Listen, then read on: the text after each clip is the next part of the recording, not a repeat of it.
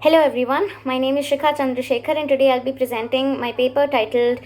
A Perfect Wedding, the Consumerist Overtake of Ritual, Romance and Rationale in Film. Now, marriage as an institution in India and so notably in its Hindi film industry is one of the most important social and cultural events in an individual's life. And moving beyond the individual, it extends to the creation of a relationship between two families. But while marriage occupies this space in the real world, the wedding, that is the ceremony that legitimizes this marriage,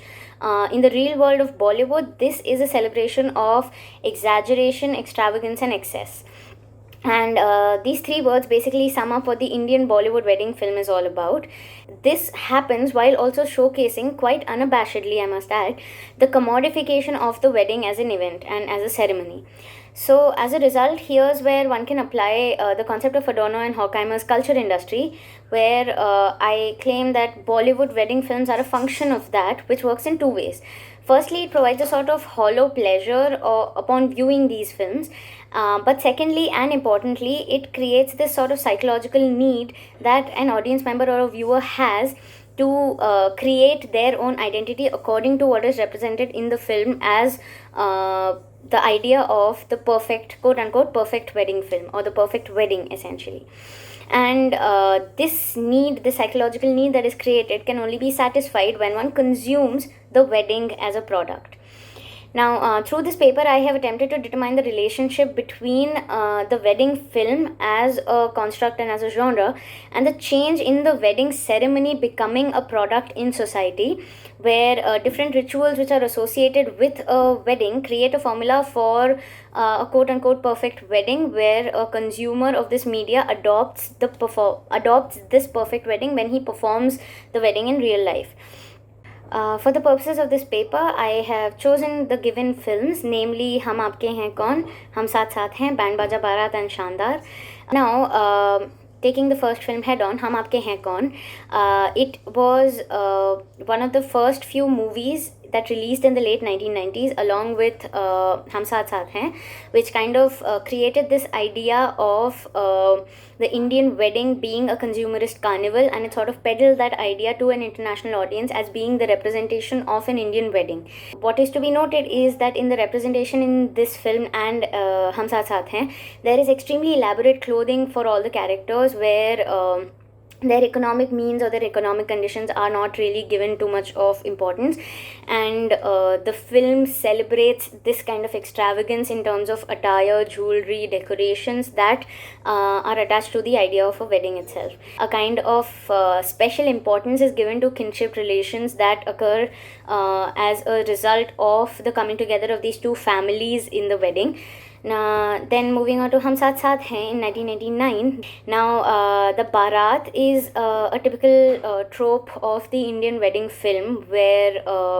you are shown brass bands that come and perform together with the Bharat, and the brass band sort of sets up the kind of energy and pomp and show that the groom's family says that they will bring at the wedding. There is excessive jewelry, excessive clothing and decorations which are given to almost all the characters, not simply the bride and the groom in this case. And all these characters are decked up in gold and diamonds and dresses which are extremely extravagant and beautiful. And both these films sort of function to create this idea of a perfect family that comes together to create the perfect wedding. A perfect wedding is shown to be that which possesses all these elements as is shown in both these movies. But moving on from this idea of a perfect wedding at the start of the millennium, you had films like Band Baja Bharat and Shandar coming in. So, Band Baja Bharat represents two spheres of economy in Delhi, from Janakpuri, which is a middle class setting, to Sainik Farms, where it is a highly upper class setting, and the budgets that both these families in both these sectors have for weddings ranges from a 2.5 lakh to at least a 5 to 6 crore. So there is a stark undertone of Bhangra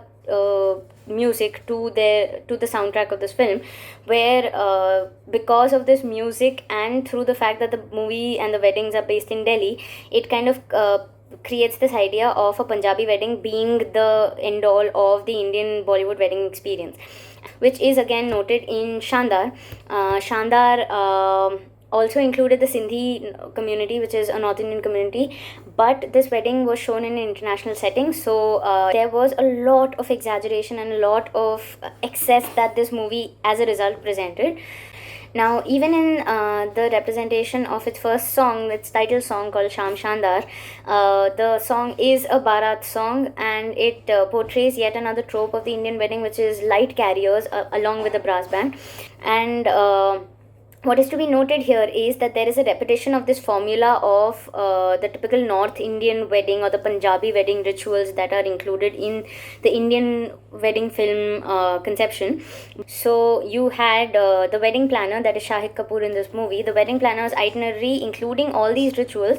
but also including westernized conceptions of the bachelorette party or a grand picnic or a ballroom, black and white ballroom dance. So all of these were included in this film to sort of make it even more extravagant, even more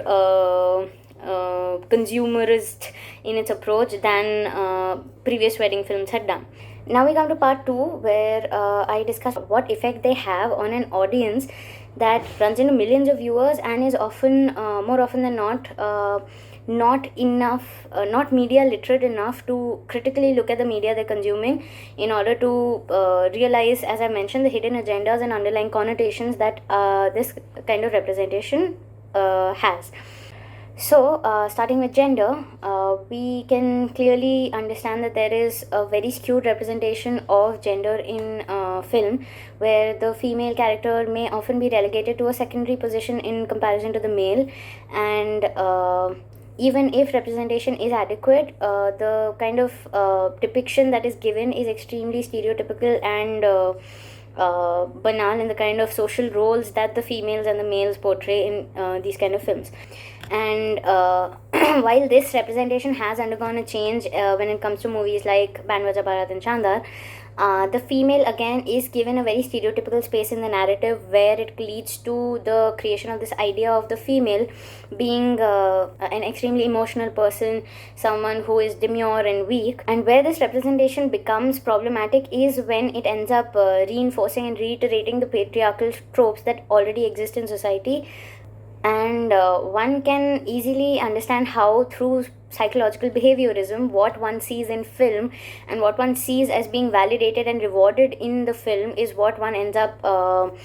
accepting as correct behavior and henceforth inculcating and adopting, which is why this kind of representation becomes extremely problematic. Now, moving on to the identity marker of caste, while caste is largely, while it exists in most other major religions, it is largely a Hindu conception, and it is within this hierarchy of caste that representation in wedding films is often limited to an upper caste, upper class Hindu wedding that is beheld as a sort of norm, and the typical formula that is followed in terms of a Hindu Punjabi wedding. But even then, what a point to be noted is that this kind of the importance that is given to an endogamous nature of caste relationships is maintained through these films. Because of this, I feel Bollywood wedding films especially fail to offer a discourse where such tough traditions are never questioned, and thereby, again, as I mentioned earlier, they end up getting validated through this kind of representation. Lastly, when one comes to class, the formula of the Indian wedding film has as one of its main pillars the idea of an extremely rich, extremely upper class wedding. Now, not only does this give the film the space to sort of navigate this kind of excessive, extravagant portrayal that it has to show in order to sell, but it also romanticizes the wedding as an event and marriage as an institution by masking it under the comforts of luxury and affluence. Now, coming to part 3, where I discuss the political and economic impressions, one has to note that while the marriage act itself or the wedding itself is a social event, the institution of marriage that it stands for is placed not just in the societal space but also within the political legal discourse of a relationship that is essentially sanctified and given assent in the eyes of a governing body. So, one rarely comes across a wedding film in Bollywood which includes this sort of depiction, which is an extremely important part of the wedding process or the marriage process. Those kind of ideas and the underlying conversations that they have with the social space is what comes into play, which is often not given adequate representation in Bollywood wedding films. Now, beyond these legal and social implications, one has to note that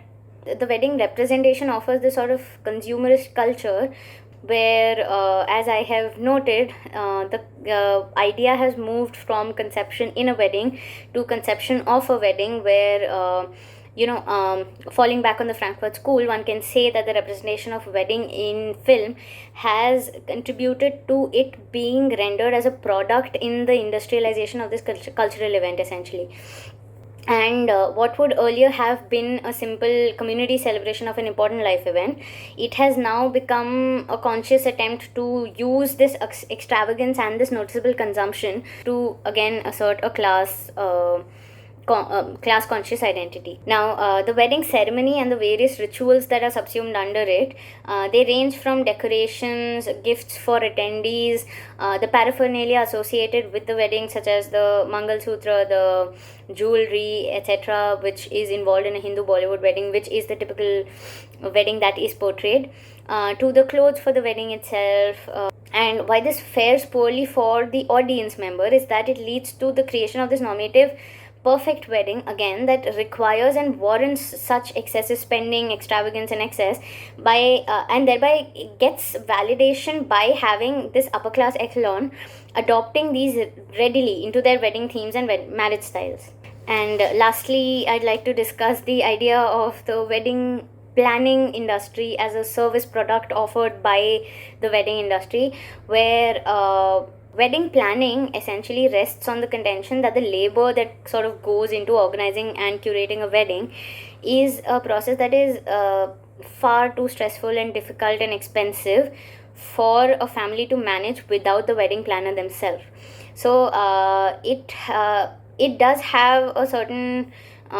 standing, since wedding planners have relationships and rapports with vendors of various physical goods and products that are used in the wedding ceremonies themselves, which sort of offers them the space to be more cost effective than an individual organizing a wedding on their own. It kind of peddles the idea that the wedding cannot occur without these wedding planners managing all the aspects of it. It creates this idea of a dream-like wedding for the consumer who aspires to have this sort of who aspires to have much more access to this tangible idea of a perfect wedding, which is created by these wedding planners, thereby lionizing the wedding even more. Portraying that wedding planners are a necessary cost at the end of the day, because they know exactly where to get the most affordable yet stylish, cheap yet tasteful materials for the wedding, to make that wedding day the most special thing that it can be in the consumer's life. And this sort of service is readily provided to the middle and lower classes, with players in the industry at that particular economic level sprouting up with their own wedding planning businesses to essentially create the demand for this kind of service, which might not have existed otherwise. So, to sum up, I'd just like to say that the Indian Bollywood wedding film thus falls back on this tried and tested method of portraying a culture of consumption and consumerism, albeit one which is romanticized and celebrated rather than being criticized for the kind of excess and extravagance that it portrays. And this is a largely media illiterate audience which does not consciously discern the effects that such representation has on their construction of reality in their own lives. And there is therefore the successful marketing of the idea of the perfect wedding being an extravagant affair, and if it isn't an extravagant affair in your social reality, then it is not a perfect wedding at all. And I'd like to conclude with that. Thank you so much. I look forward to your questions.